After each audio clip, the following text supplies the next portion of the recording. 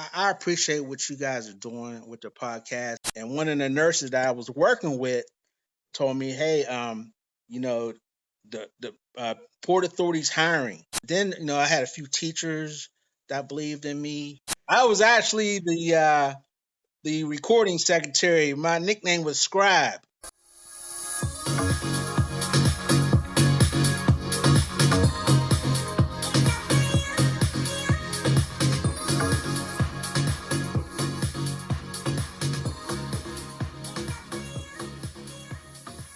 Welcome to the Dre and Smiley podcast, the inner circle. Hey, I'm so excited today to have on the podcast my long term, lifelong friend, childhood homie, Tony Berkley. Berkley lived about 2 houses away from my godmother's house, and I lived about 8 houses away from his house. And we grew up together, and a lot of people don't know we had this cool organization. It was called the Schoolboys, where Tony, myself, and a few others was part of it, and we would just get parties in the neighborhood. And it brings joy to my heart to have Tony on the podcast. Another thing is Tony is also he works at the Pittsburgh Transportation Authority with the bus system in Pittsburgh, Pennsylvania. And I'm gonna let him talk about himself. But Tony, man, thanks for being here, man. How you doing today? I'm doing great, Smiley. Doing great, man. It's a pleasure for you to have me on your show. Greatly appreciate it. Nice to meet you, Dre. Yes, sir. Yes, sir. Nice to meet you, man. Well, Tony, man, if you can, I know it's been a while since you and I communicated, but if you can, tell us about your journey from schoolboy days. I know I was trying to tell Dre. I remember Ronald Reagan was the president. I was the vice president. I think you were the treasurer. Let's go from schoolboys up into like the current era. All right, so I was actually the recording secretary. My nickname was Scribe. We had nicknames on our T-shirts, and mine was Scribe. Because I had the best handwriting. So that's how we figured that out. Okay. Hey, but we was a hit back then, man. We was a hit back then, man. Uh, Shortly after graduation, our mutual friend, Ron Riggins, he was going into the military, and at that time I was like, no, I'm not having it, man. I don't think that's for me, man. And the way life, takes its turns and stuff, I end up going into the military myself. Did 6 years as a medic in the military. Was overseas in Germany for a while. Went to Fort Knox. Had a great time. Taught me a lot of discipline in life. Took a couple college credits. And found out I had, a little bit of aptitude for things that I didn't realize as a younger person.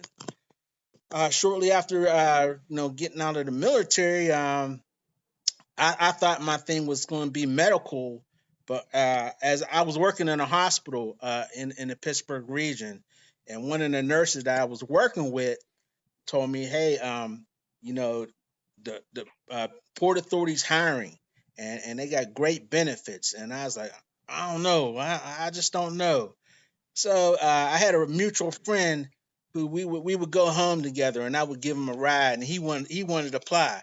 So I would wait for him in an employment center while he was filling it out. I said, you know what? I don't got nothing else to do. I'm just going to just go ahead and throw in an application. And it's funny how life turns out, man. That I ended up getting a call he didn't, and I wasn't the one who really wanted the job at the time, but I got the job. I drove for 11 years as an operator at the time. Uh, Now, within the company of Port Authority, they do all their hiring from within. So a couple opportunities came up for a supervisor. We call them road supervisors, and I always liked the way they did things, and I applied for it.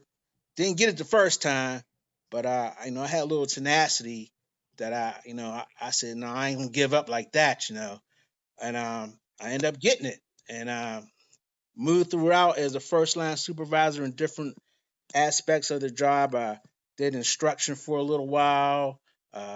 We have a rail system here in Pittsburgh. Worked on that for a while, and then what we call the dark side, which is management. Uh, another another man that he was what we call a supervisor for the company as far as different locations. He said, "Hey man, I see in you, you're a young man. We need you to carry this torch for us. You have what we think that can get you to the next level." So I went into management after that, and been with the company for 26 years. I'm in charge of training. I'm the manager of rail and bus operations training. I eventually got into last year some mentorship stuff that the company's now going into. So I'm the training support administrator now, and that's what I'm currently. That's my current position with the company. That's amazing. I want to hear more about the mentorship. Let me ask you a couple questions here. Yes, So, Tony, one thing that Smiley mentioned at the top and before you joined is the group, the club you guys had. And tell me the name again was the schoolboys. Schoolboys. You know, Yes, what's interesting as a kid myself, we had a group that probably wasn't as cool as you guys because we didn't have T-shirts with with our names on them, but we were called the Blues Old Boys, the Blues Old Boys. Which I guess I think every neighborhood, a group of friends would get together and form the little clubs, which is fun. The ideal is that you have lifelong friends that come right. out of that, like what we're seeing here between you and Smiley. Here's a question Yeah, for you. You mentioned that you went into the military, and yes, if I recall correctly, you were a medic, is what you were saying. So yes. tell me about some of the experiences as a medic. What was the most challenging part of being a medic in the military? Well, with that particular occupation, you're dealing with life and death. It's a serious job, and you got a lot coming at you. In the military, the demands that they put on you are very high pressured, and you either have it or you don't to be able to function in that type of capacity. Mm. Um, Smiley, I know your brother is military, and I'm sure he can attest to some of those things that I'm talking about. And we always had the threat of if you didn't if you didn't make it as the medic, they would reclassify you as a cook or some other type of job. So you had that pressure of, hey, I gotta knock these courses down, because I didn't want to be a cook, Yeah, or I yeah, didn't want to be in infantry or anything like that.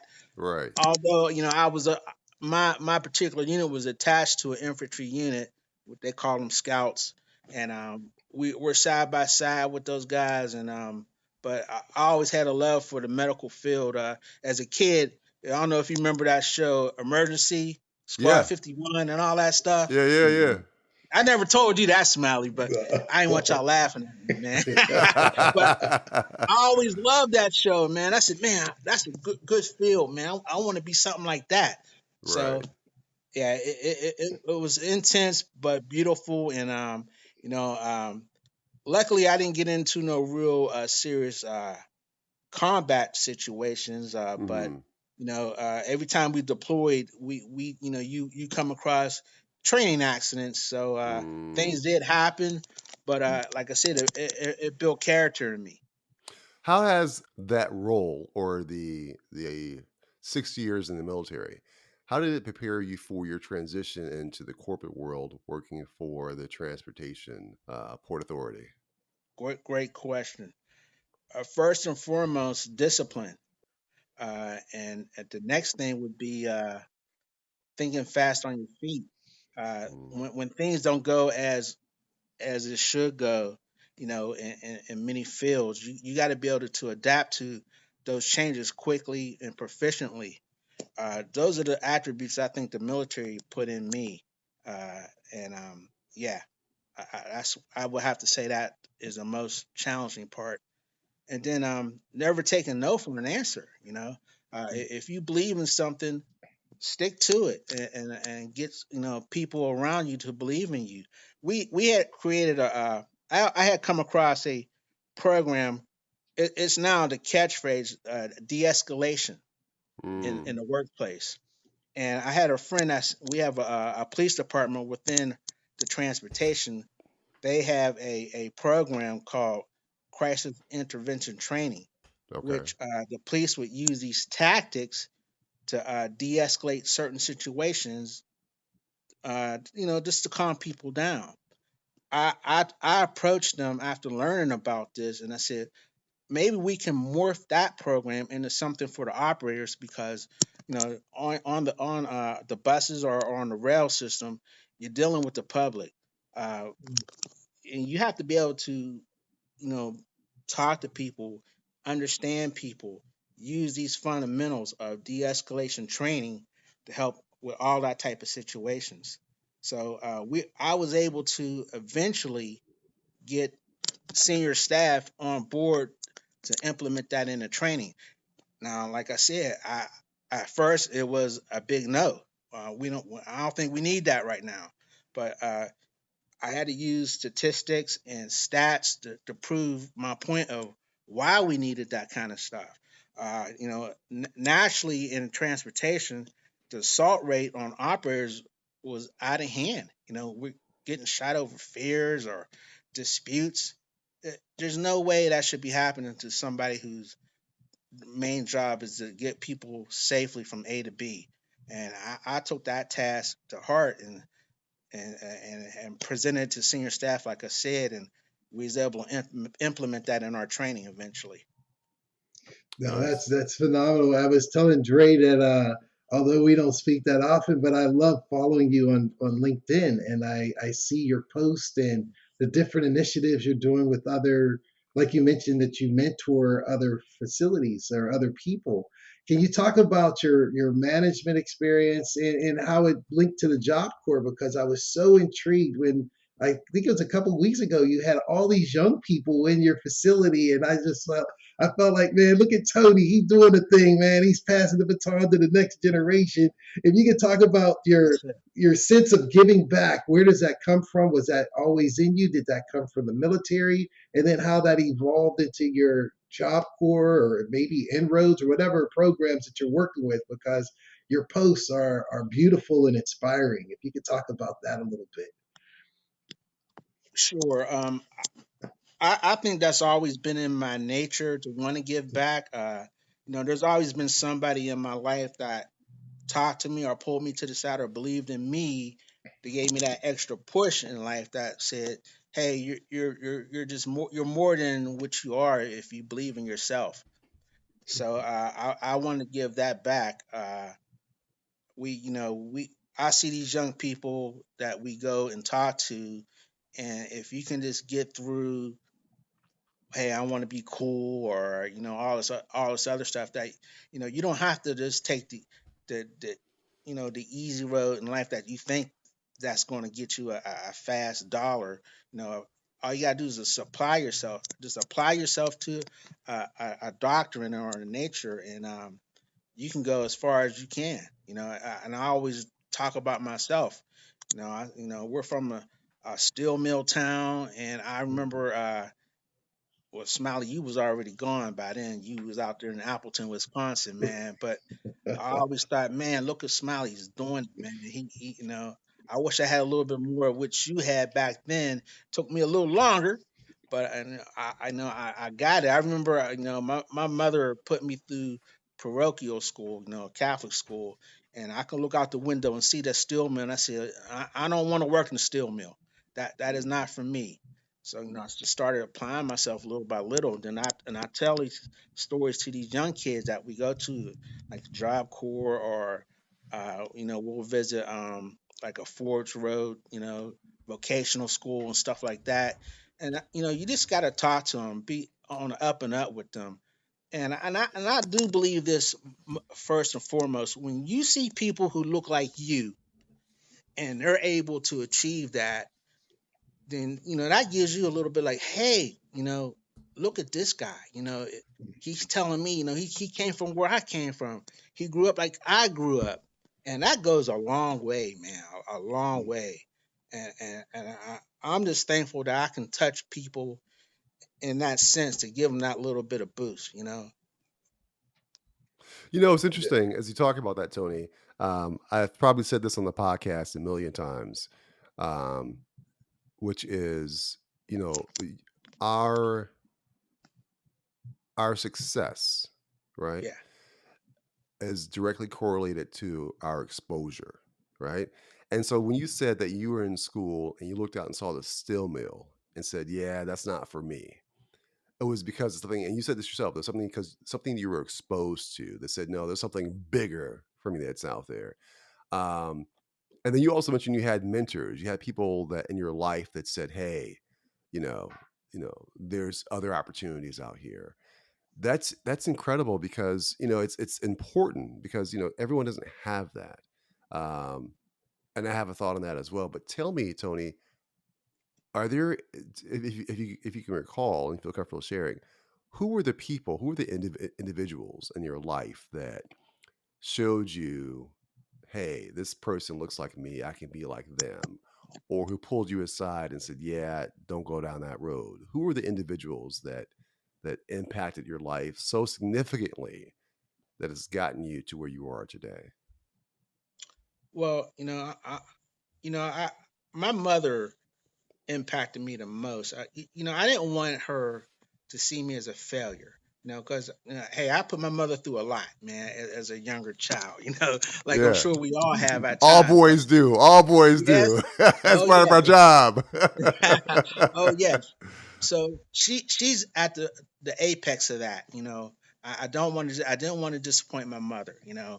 And then I had a few teachers that believed in me. Pulled me to the side. Talked to me. Uh, Assistant managers or managers within Port Authority that pulled me to the side and always believed in me and saw something in me that I doubted in me that I just thought I couldn't. No, not me. But a lot of that is just you're afraid to go out go out and try.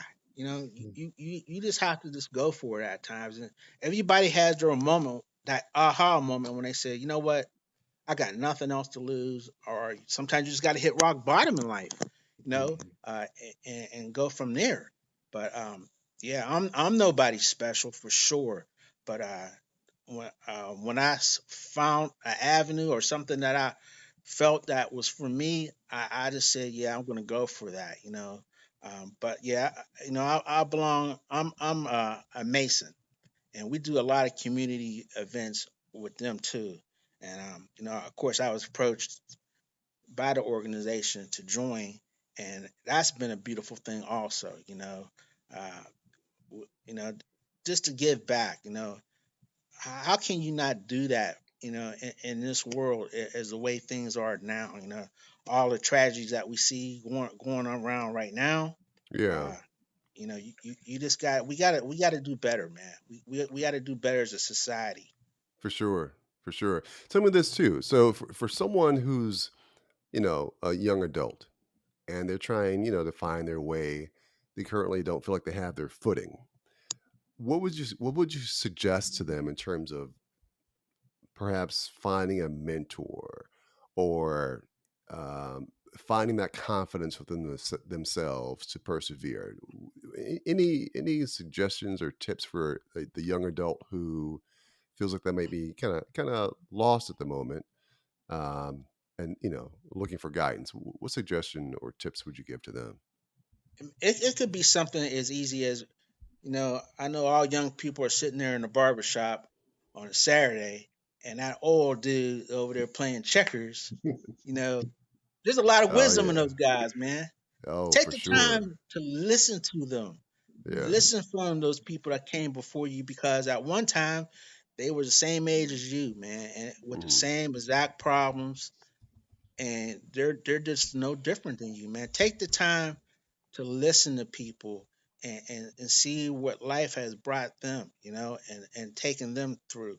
And you'll find that, hey, that, what he's saying is no different than what I've been through, or that Hmm. I'm going through. Hmm. Uh, yeah, reach out, just reach out, because there's a lot of people. I think there's a lot of people our ages, that want to help the young people in this Hmm. world.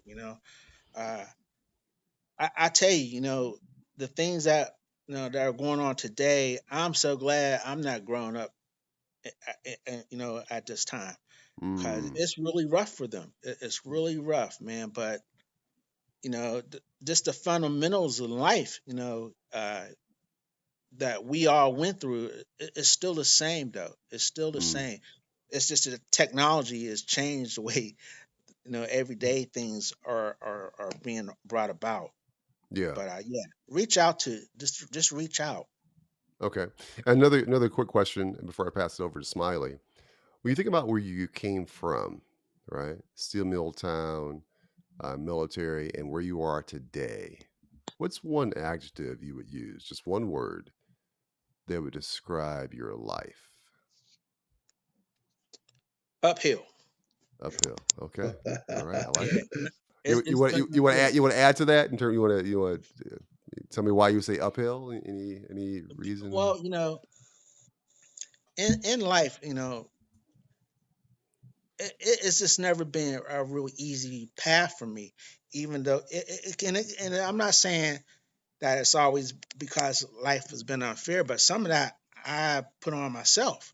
Mm, That maybe I knew better and I should have went a different route. And mm, but like I said earlier, sometimes you got to hit rock bottom in life to figure out your path.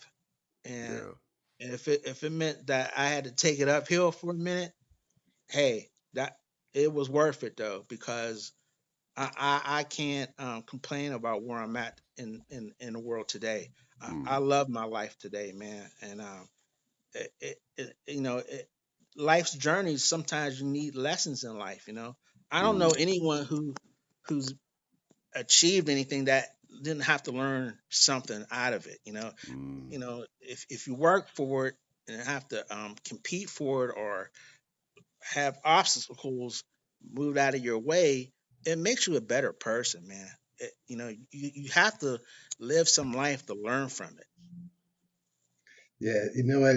Your words are so profound, Tony. Because I just you mentioned Appleton, Wisconsin, and I just remember when I was there, and you and Ronald was in the military, traveling around the world in Germany, and I was like, man, I want to be with my boys around the world too, man. And I was just like looking up to you guys. So you guys were making an example just by doing things, just by going away and coming back.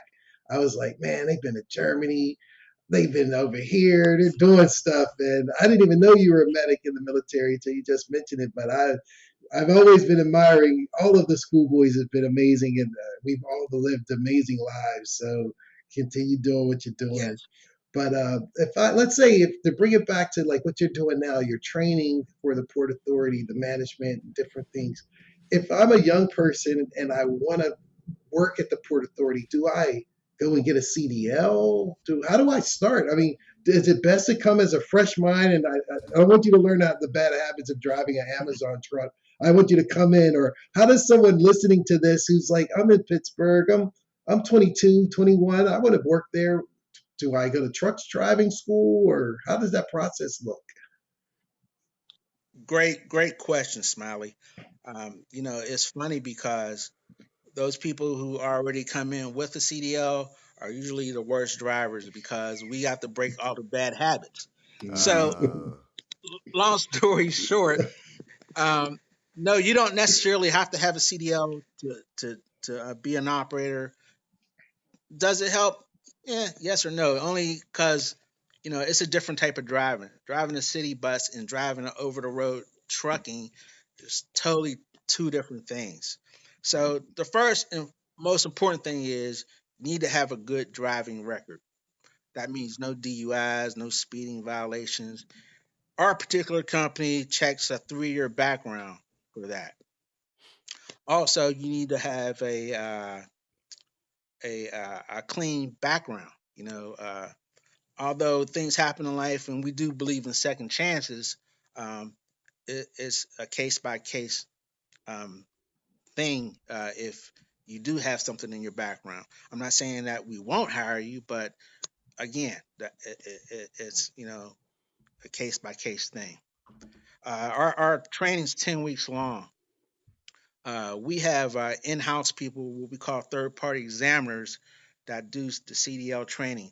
All our instructors prepare you for that, and then we test you in-house and get your CDL to you that way. Uh, then we have 4 bus locations throughout the county, and you learn wherever you're looking. Let's say you're at the East Liberty division, you'll learn the routes that come out of that particular division, or vice versa. And it's quite challenging.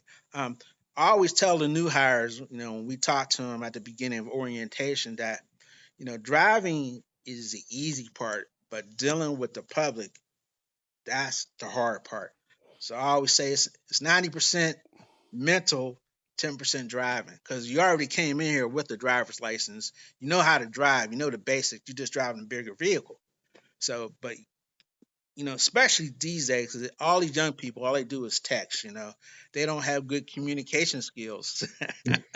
But it's our job to incorporate that in them. We give them plenty of training as far as the ADA laws and how to communicate, how to talk to people, uh, the transmission over the radio, uh, de-escalation training that I spoke about, when you have a combative person or somebody that's you know might not be in the best frame of mind.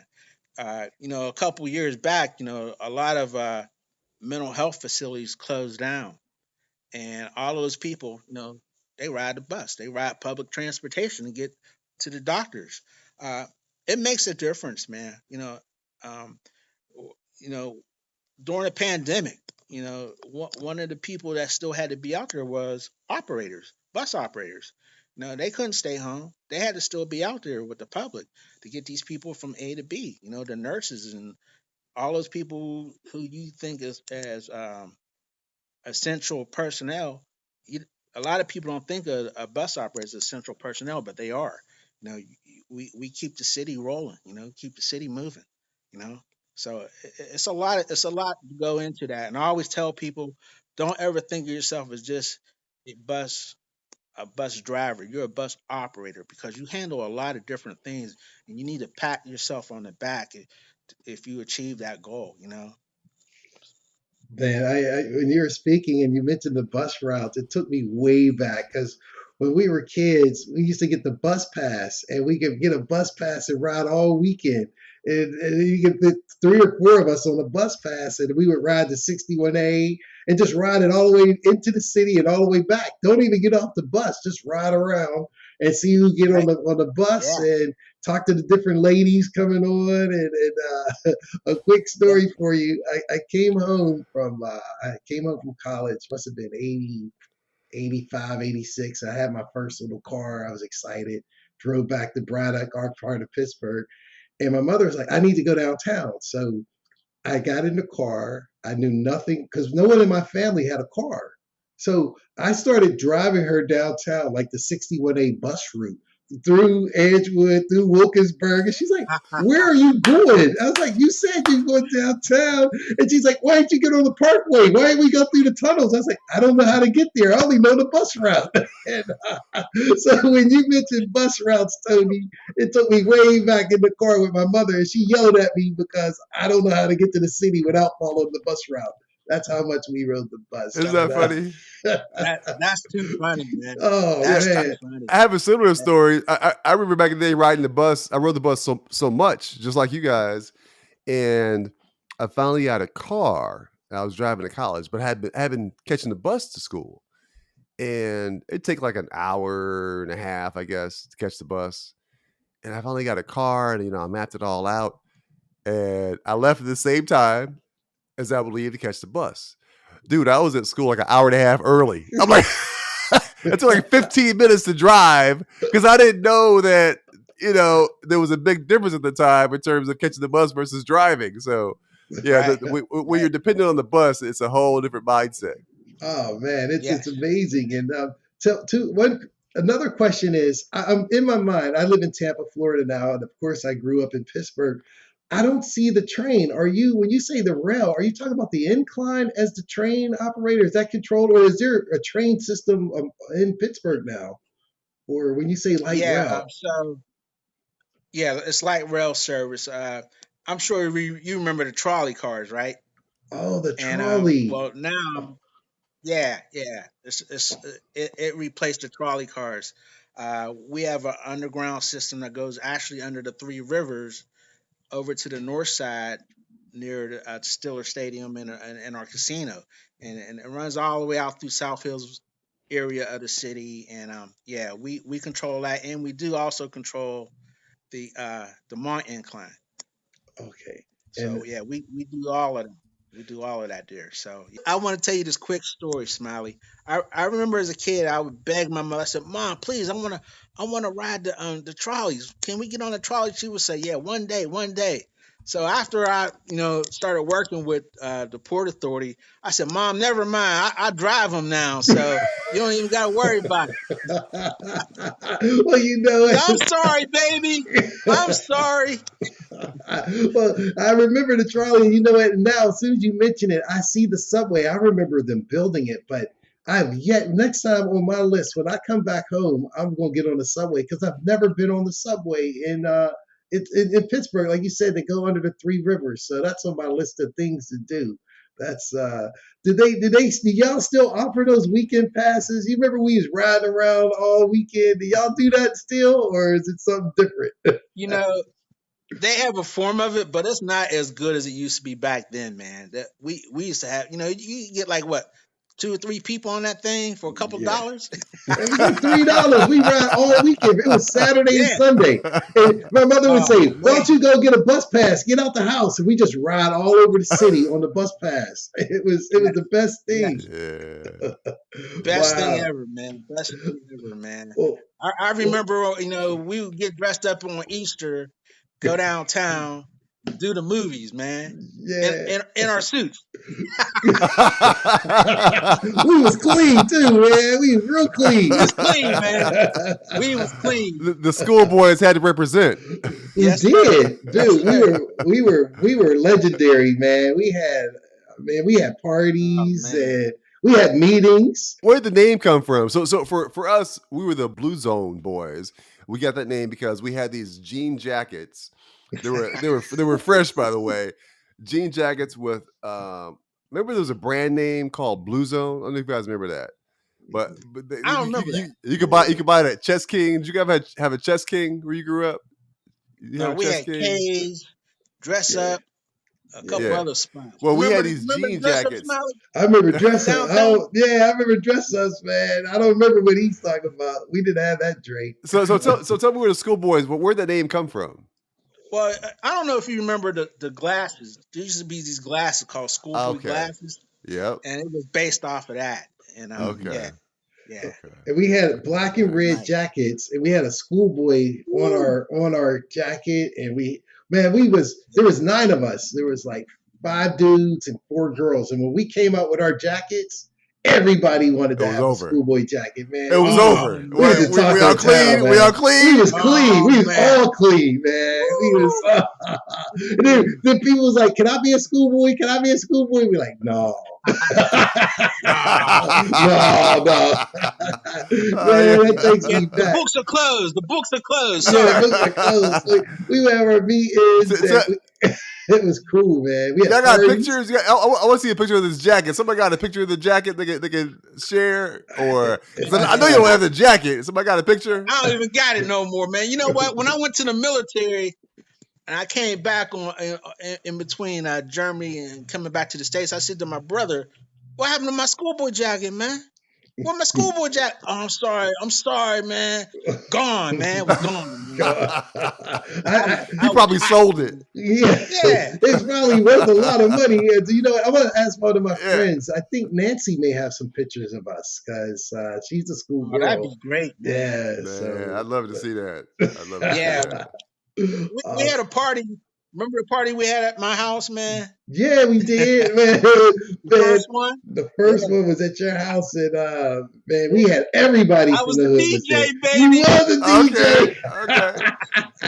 I was DJ the Tony. DJ, baby. Yeah. DJ Tony. All right. Oh, All right. man, that Yeah. was cool, man. So, We had a good childhood, man. Even looking back on it, Oh, man, the memories we created, and we were like the little rascals, but on a positive side. If you think of it, yeah, our mm, gang, yeah, and we was walking yeah, around the neighborhood, everyone was just getting along. It's a totally different period, but it was a yeah, positive yeah. nice. upbringing, I Nice. believe.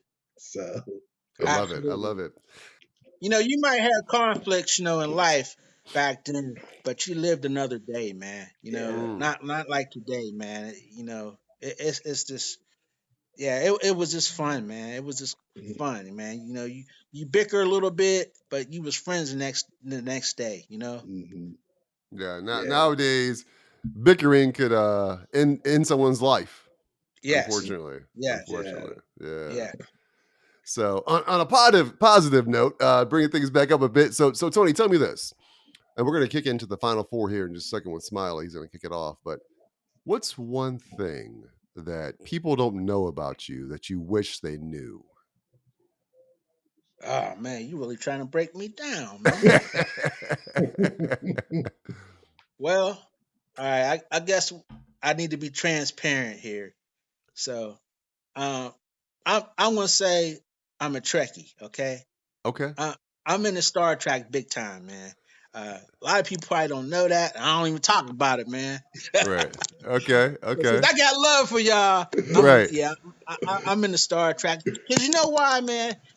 In, in that futuristic world, society has overcome things such as racism, and things of that nature. So I think that's why I kind of got involved with that kind of thing because um, Mm, I was always different than everybody else. When I remember, when I was in Catholic school, I was one of the few only black kids there.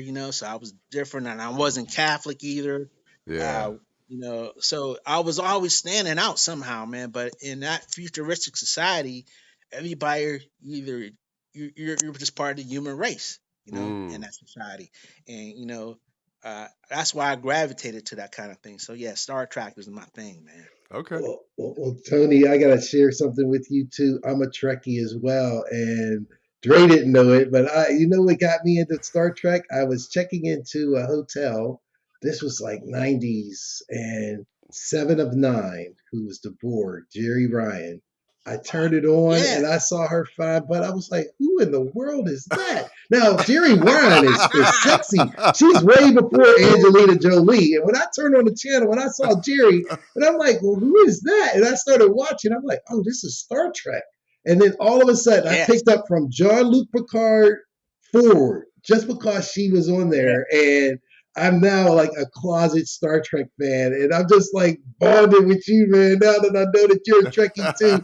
I never told the my world that man. if I see Star Trek on, I can't change the channel. It's just like I get in the plot lines, the storylines. So I'm a closet Trekkie, and it's all because of Jerry Ryan.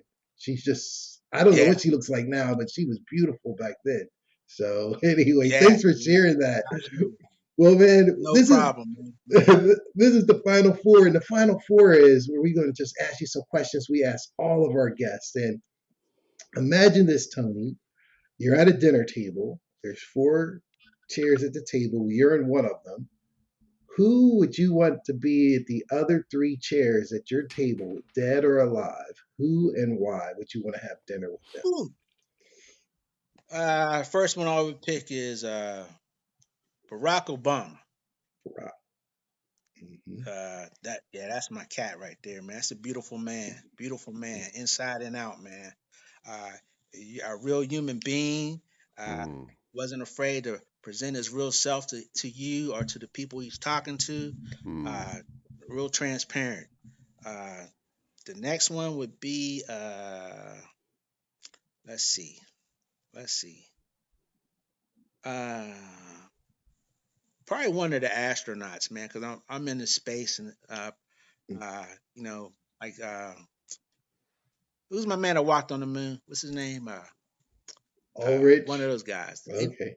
Yeah, yeah, Hmm. one of them. Just to pick their brain about what's it like to to actually do that, to to break the bounds of the earth and be in another place like that. Hmm. The next would be uh, Harriet Tubman. I'm Hmm. a big Harriet Tubman fan, man. To learn about her background and everything she did, man, is incredible, especially back then. Yeah. So that's who I would be picking. Awesome. Thank Love you. it. Love it. So, next question. So, you think about your life as a whole.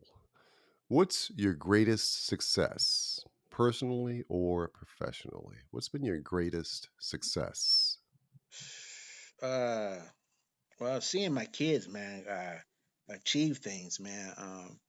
I remember, I went to I got twin kids, boy, girl, and my daughter, when she was walking across the stage, she graduated from Point Park, and it was definitely quiet, and I said, "That's my baby," and she didn't break, Yeah. her concentration, but Yeah. I could see her pause for a second, Right. Right. because she Right. heard me, man. Yeah. But Yeah. Yeah. Yeah. it's just great to see them achieve, man, and to get where they're getting. And my other son, he's making his way through life. He took more after me, as far as got to take the hard way a little bit, but Yeah. he's still achieving. And but to see them, make it through life is a beautiful thing. And then for me, like I was saying earlier about where we grew up, Smiley, and to get to where we at in today, seeing your success, and it's beautiful, man. It's just beautiful. So, yeah, when people come and talk to me who I don't think I made a big difference to, and when they Mm, come up to me and tell me, "Woo, mm, man, it's beautiful, man, just beautiful Hmm. that I had an impact on somebody." mm. Okay. Great. Awesome. No, that's yeah, I definitely understand all that stuff. That is so cool. So, Superman has his power, which is he can fly. Wonder Woman has her truth lasso. What would you say is your superpower, Tony? Um, Compassion, man, compassion. Compassion. Able to connect.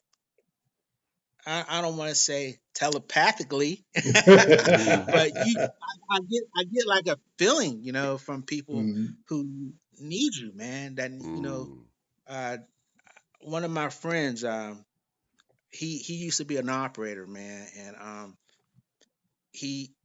I just felt in him that there was, some like when people felt about me. I pulled him to the side, and he was prior military. He used to be a drill sergeant, actually. Mhm. And when you grow up in the military or had that military experience, things are either A or B. But here in the real world, you have gray areas. And I pulled him to the side. I said, "Look, man, you got to let go of some of these things, and attack things from a different perspective, or look at mm. things in a different perspective." Now that man's he's a director now, so we always joke about that, "Man, I remember when you pulled me to the side, and you talked to me, man." And it's just, that's my thing, man, just being able to communicate, and see things in people, man, Yeah. That's great. Awesome. That's great. So, the last question, um, if you were to write an autobiography, what would the title of the book be? Through the fire. Through Remember the that Shaka Fire. Khan song? Through the Yeah. fire, through the weather. Yeah, I can't sing, but yeah, I like that. Through the Yeah, fire. man. Classic. Classic. Through the fire, Love it. baby. Love it. Coming out Great. the other Great. side of that, it's beautiful, man. It's Like you beautiful. said earlier, like a phoenix. Yes. Love it. Yes. Love Absolutely. it. Love Absolutely, it. man. Okay. Smiley. Well, Tony, man, I'm sitting here smiling like a Chessy cat. First I want to thank you for when I sent you the text on the LinkedIn. You're like, yeah, I'll do it. I would just appreciate you for being on the podcast and bringing back some childhood memories, get me all chilly on the inside, man. It's good seeing you, and it's so good hearing about your success in your life journey And I just appreciate you and thank you very, very much for being on the pod. Thank you. Just to echo that, Tony, and I'll give you a chance here to respond, Tony. But just to echo that, seeing the connection you and Smiley have, Tony, it's heartwarming, right? Because there aren't too many people that have gotten to this stage in their lives, that can say, "Yeah, I've known this dude for decades," right? And you can reconnect and pick up like you've been talking every day for the past 20 years. There aren't too many friendships like that. So seeing this bond between the two of you is heartwarming. Then hearing your story, your journey, it's a great journey, man. Everybody, I believe everyone in life, when you're born, is dealt a hand of cards, right? Some get a good hand, some get a bad hand. Some people play their hand well, good or bad, and some don't play it well at all. It's clear to me the hand you were dealt, it looks like it was, a good hand. You played it well. I'm excited to see, it's great to see what you've done, throughout your life, and the service you've given. Thank you for your service in the military, and also thank you for being on the podcast. But I want to give you a chance to respond to what Smiley said too. Well, I appreciate what you guys are doing with the podcast and everything. You definitely got a fan in me moving forward.